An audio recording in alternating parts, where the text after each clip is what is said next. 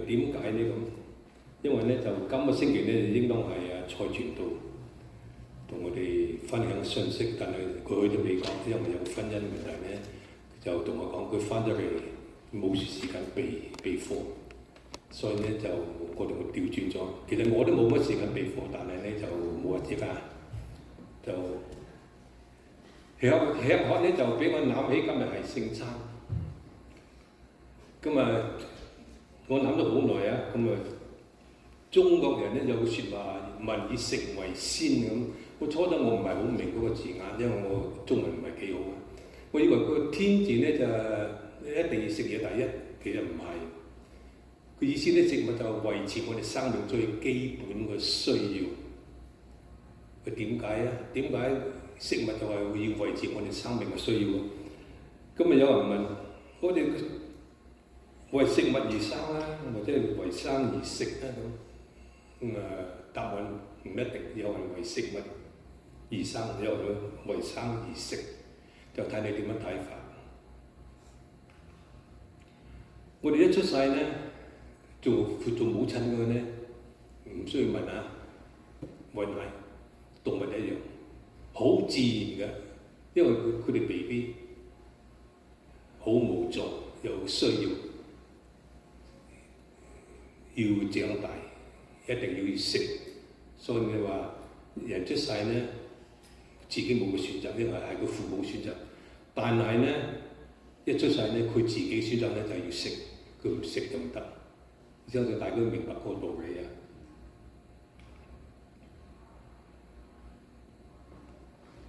咁喺我哋平時個主禱文入邊咧。耶穌都好注重食嘅問題。佢一開始咧就個門徒咧就問耶穌：我哋應當點樣祈禱？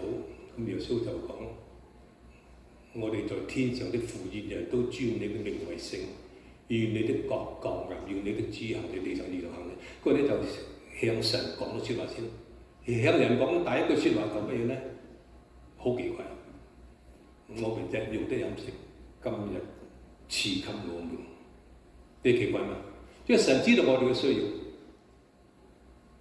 日常需要，所以我哋祈禱第一感謝神，第二咧就將我哋需要話俾神聽，就話我要賜俾你哋嘅每日嘅需要。神係一個咁美好嘅安排，一個供應者。一開始時咧，神都預備好，並唔係單單創造人類咁簡單。創造人類知道人要食，所以咧神第一件事咧就要我哋要食，個肚一定有食物。所以創世記咧第一章29節就咁講：嗰將遍地上一切結果實的蔬菜和一切樹上所結有核的果子，全賜給你們作食物。意思講咧，即係我哋原始嘅開始嘅食物就係蔬菜係素食。你冇問任何營養學家、專科醫生，佢提議你食少啲肉、食蔬菜、運動、陽光、飲多啲水，甚至地上的走獸和空中的飛鳥及各樣爬在地上有生命的物，我哋將青草賜給他們作食物，是就這樣成了。有人又要講：如果我唔食肉，邊有啲蛋白質啊、個 protein 啊？你睇咧，食牛肉，個牛食乜嘢？大笨象食乜嘢？長頸鹿最大嗰隻係食乜嘢？食羊肉食乜嘢？全部食素。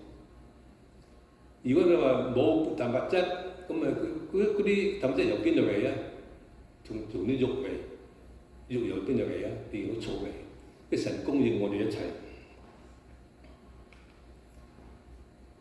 神唔單止係供應我哋食物，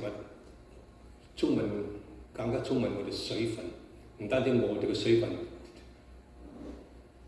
地球都充滿晒水分，俾植物同動物。創世記又咁講：有河從伊甸流出嚟，滋潤那院子，從那裏分為4道，即係有4條河啊！而家有剩翻2條。你知唔知條河嘅名叫乜嘢？如果你知道我有個兄弟嘅名叫做 Pearson 啦，就係其中一條河。第二條佢哋比宣，第3、第4條仍然係存在緊啊！就係而家喺中東喺伊克嘅地方嗱，你見到啊 ，Tigris 同埋 Euphrates， 英文就叫做底格里斯同埋幼發拉底河，主要嗰兩條河仍然存在。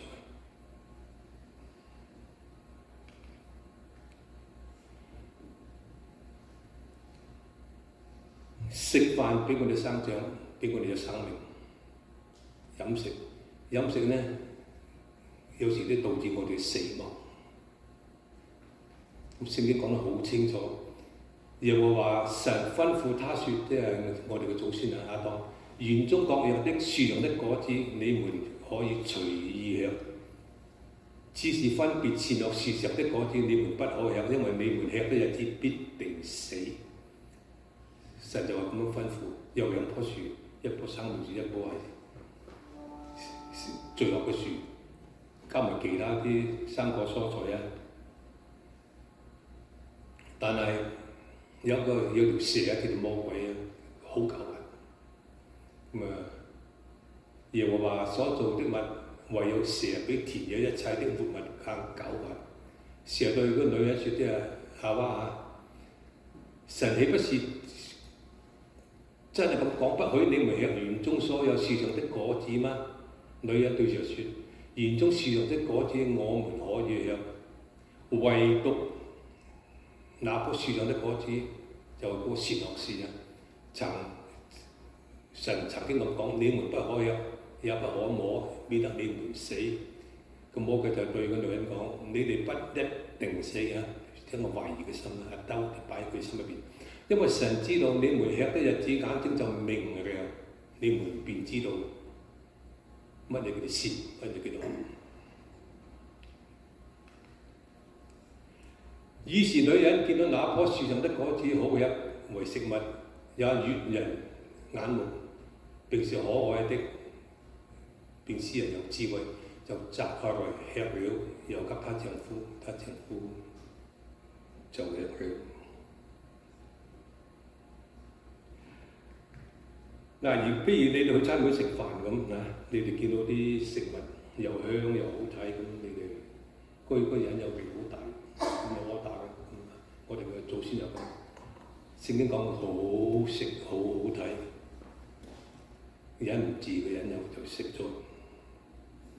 因為個果實真係照聖經所講嘅係真係一個好美嘅，香氣怡人。夏娃就動咗心，就食咗。咁問題呢就係咁，食嘢呢有後果。咁神哋又對亞當講話：你哋既然聽你妻子嘅説話，吃了我所吩咐你哋不可吃那樹上的果子，他必為你的緣故受咒詛。講地啊，地必為你的緣故受，你必勞身勞苦，才能從地裏吃的。地必為你長出荊棘和蒺藜，也要吃田間的蔬菜。你必流汗滿面才得糊口。所以我哋要做工啊，唔係容易做。尤其是我哋做餐館嗰啲啊，廚房做工唔係做工嘅，但係成日説話，因為我哋犯罪怪我哋後果。我哋要做工，流汗滿面才得糊口，直到你歸了土。因為你是從土而出的，你的本就是土，仍然歸於土。咁我哋嗰時候都問：點解人死咗點解要入土咁？因為佢哋係由泥土做出嚟，好簡單。我哋本身咧，將我哋身體將佢消化咗之後，火化之後咧，將剩嘅金屬咧值幾蚊雞，唔值錢，因為我哋係泥土做翻嚟嘅。有人咧就中意賣酒，有人就中意火燒。中國嘅北部咧就係有啲叫做天葬啊，擺山頂咧俾啲飛鳥食咗佢，然後咧擺啲河度，係好簡單。咁人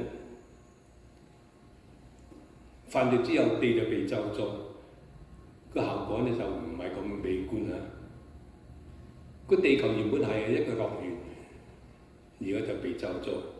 一切會以前係美好嘅，而家就一切變咗壞事。好啲嘢全部美善冇毒嘅，而家就好啲嘢有毒嘅，有好多毒嘢有毒我哋唔識。天使係善良嘅，而家就好多天使變壞。塊地係非常美好，而家塊地已經損壞咗。點解呢？因為就係我哋犯咗罪嘅原因。人心已經變壞，你睇世界咁多饑荒、地震、打仗，人改變咗，因為我哋心係永遠唔係善良嘅。我心裏邊每個人心裏邊有啲黑嘢，一定有啲污點喺度。無論你係邊個，一定有污點喺度。人中意同啲罪惡嘅人為伍，唔中意同啲好嘅人做埋一齊。點樣揾錢？點樣攬罪發展？呃人騙人。所以聖經話：人犯罪之後咧，要做工，要由何處先得到糊口？咁神重新咁話俾我哋聽，因為我哋係泥土做，我哋死之後咧就歸於泥土。咁個最惡嗰個最衰嗰個人係邊個咧？就係引誘亞當夏娃食禁果嗰個。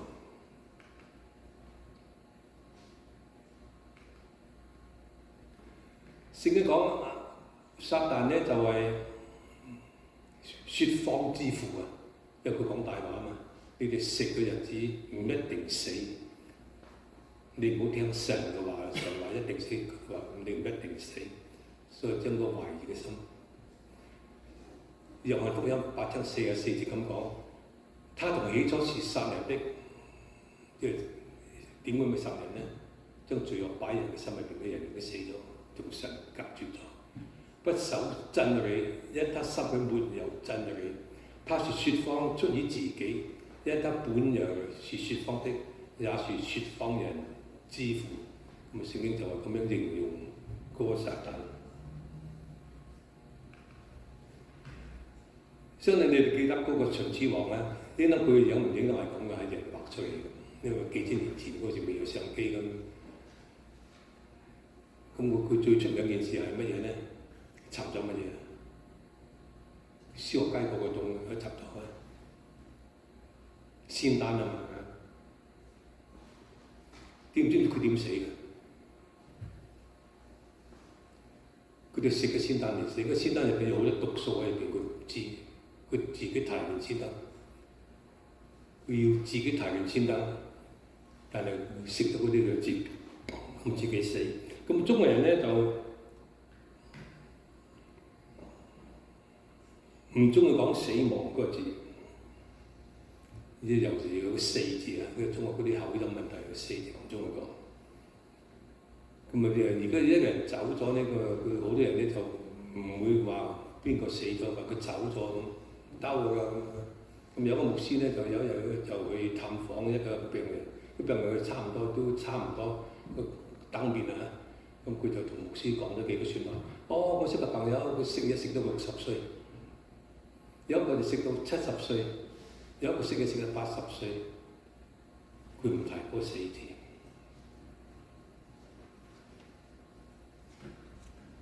咁係咪全部食嘢都有好處咧？咁？食嘢咧就對身體有益，但係唔一定有益。大概20年前咧，咁我喺金冠有個朋友結婚啦，咁啊，我喺旁邊又有個中國人，以前我唔識佢，而家我識佢，佢咁啊喺度誇口，我周遊又算我一日嘢食咗10幾隻生蠔，咁佢旁邊咧咁啊有個人咧就同佢講：喂，你要小心啲喎，你有三高喎咁。唔怕，我翻屋企撲咗幾粒啊！啲苦入邊個啊病從口入啊嘛！如果你哋仲記得嘅話咧，嗰個人個名我唔記得。20幾年前啦，喺波田尾度，因為佢食煙係食得好緊要啊。時候我睇醫生，個醫生就拒絕咗帶佢，你唔好再睇我㗎。你要戒煙就睇我，你唔戒煙就冇睇我，拒絕咗佢，因為個醫生知道你一直食煙搞到身體咁樣，一直係睇我冇用，醫生拒絕睇佢。大概2001年度，每日啲報紙賣到好行。飲酒少少就冇所謂，飲多咧對個肝啊，個肝啊，你睇中間嗰個肝嘅正常嘅肝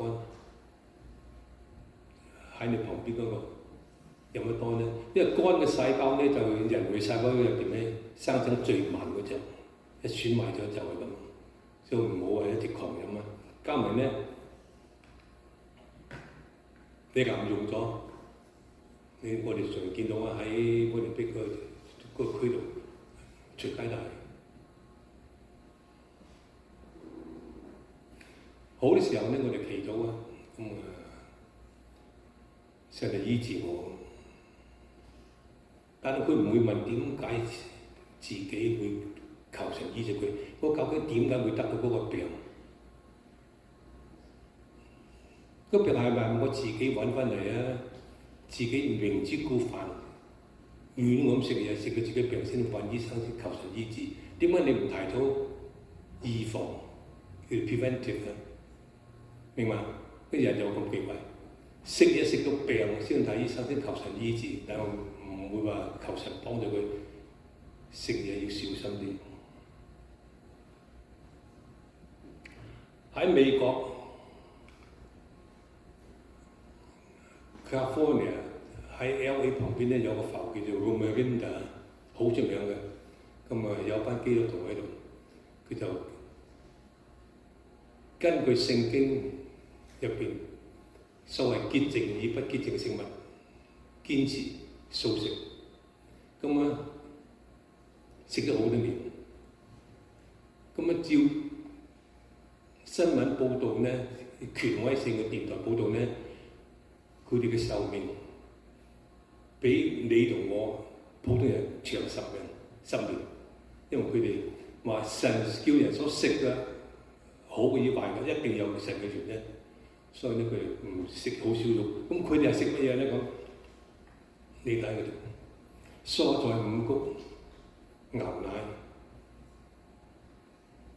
最頂嗰度咧就嗰甜品啦，西人中食甜品好少，食肉咧就2% 啦，其他咧全部係豆類啊、五穀啊、生果蔬菜，嗰個就係神原初俾我哋嘅食物。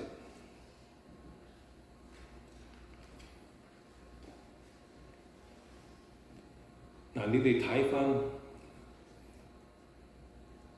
神嘅子民出埃及，咁啊喺申命記講，嗰時佢哋照神嘅話語，佢食嘢小心啊，邊人食邊人唔食。我領你們在曠野40年，你們身上的衣服並沒有穿破，腳上的鞋也沒有穿壞，你們沒有吃餅，也沒有喝清酒濃酒，這要使你們知道耶和華是你們的神。所以出埃及喺曠野40年，照住神所吩咐佢哋做，佢哋未入迦南之前咧，你聖經就咁講，衣着冇壞，鞋先冇壞，佢哋冇飲酒，冇飲濃酒。呢個神説話啱唔啱？嗱，你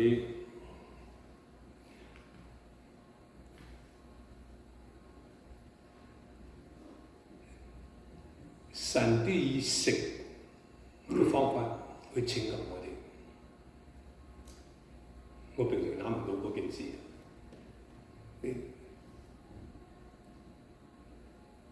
神叫摩西去埃及，領佢百姓出嚟，逾越咧就咁開始，就以食開始，要將一隻羔羊啊無瑕疵嘅，將佢殺咗，將血擺喺個門檻入邊。天使經過咧就經過咗，所以佢哋長子就冇殺到。出埃及記12章係咁講，你要揾一隻無殘疾1歲嘅公羊。OK， 嗱，你要睇翻第7節啦。國要在取血塗在吃羊肉的房屋左右兩的房坑上和門楣上。當日要吃羊羔的肉，用火烤了，要無烤餅和苦在一齊。我相信嗰時候咧，啲細路仔咧就最中意嗰個人，因為有肉食。因為我哋細個時咧都係屋企嗰啲家庭背景唔係幾好啊，就共產啊，過幾喺澳門時，逢年過節就阿媽就買隻雞咁，一年一次，好歡喜，有雞食。而家就食雞就食到厭啊，聞到驚啊，即係最強就雞肉而家，唔同講法。咁你又記得喺創世記22章，亞伯拉罕要殺佢個仔奉獻，神咧就同佢預備咗一隻羔羊，個羔羊就係代表耶穌基督。施洗約翰咧，佢見到耶穌，你話看啊，上帝的羔羊，是除去世一切罪的。耶穌就變咗我哋羔羊。咁你記得耶穌親自去揾一個撒瑪利亞婦人，佢哋有世仇啦，一個係猶太人，一個係外邦人。我係神嘅兒子，我係 Rabbi 導師，你係罪人，你又曾經有幾個丈夫，你唔敢出門口。日頭12點鐘太陽啊正黃嗰時啊，喺中東嗰度好熱，佢自己一個人出嚟打井水。耶穌就專門去嗰度，耶穌以自己嘅身份可以話佢，可以話你哋邪教，可以話你哋咁樣，你哋咁樣。耶穌一句生唔出。耶穌以神嘅身份，以導師嘅身份，用咗一句説話：唔該你 please 俾啲水我飲。你又講謙卑，邊個謙卑？唔會話鬧人，唔會話你嘅邪教，你手所教你道理唔啱，你要做嘢唔符合舊約聖經所講。又說一句說唔好批評，冇變㗎。我要飲水，你俾我水飲，我飲唔之後仲口渴，我嘅水飲唔之後，你哋永遠不口渴。耶穌就將佢生命賜俾佢。所以咧，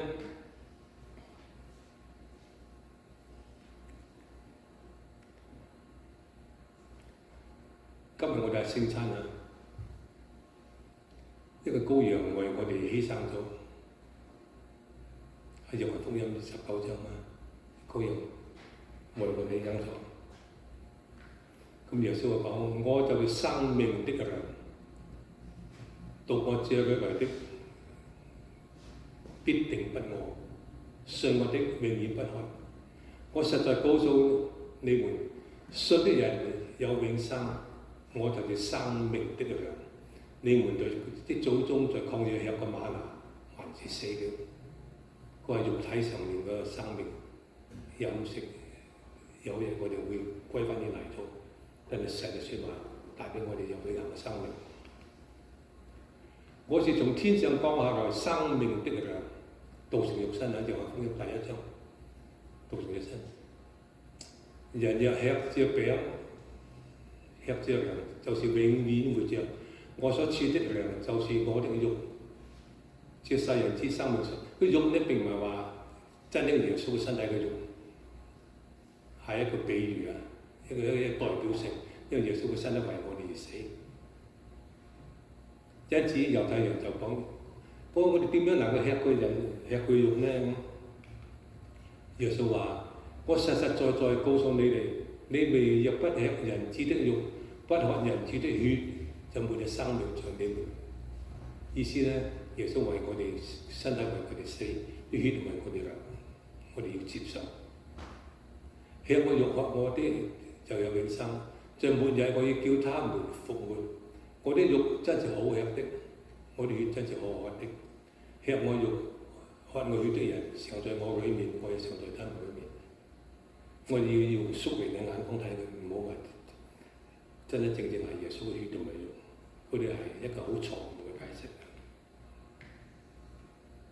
所以咧喺個雅各章嗰度咧，咁嗰個撒瑪利亞嘅女人咧喺度打衰耶穌話：唔該你俾水我飲。耶穌回答說：凡喝這水的，還要再喝；人若喝我所賜的水，就永遠不渴。我所賜的水，要他在裏頭成為泉源，直湧到永生。婦人說：先生，請把這水賜給我，叫我不渴，我也不用再來這裏打水。因為佢有咗個生命，佢知道生命得嚟滿足。因為佢話肉體嘅水，一個生命嘅水，你俾我啦，俾我永遠唔會再尋求，因為我已經達到咗你。聖經講，如果神唔流血，罪就不得赦免，係好簡單。出埃及記時呢，就殺咗羔羊，將血擺喺個門檻入邊。天使經過，就證明佢哋接受咗，佢哋罪得赦免咗。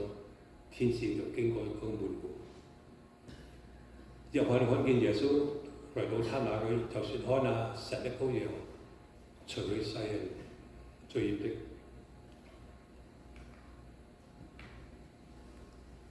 咁耶穌又講：我就生命的糧，到我這裏來的必定不餓，信我的永遠不渴。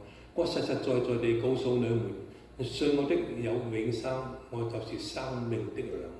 你們的祖宗在曠野吃過嗎哪，都是死了。應該係肉體嘅食物，唔係靈性上嘅食物。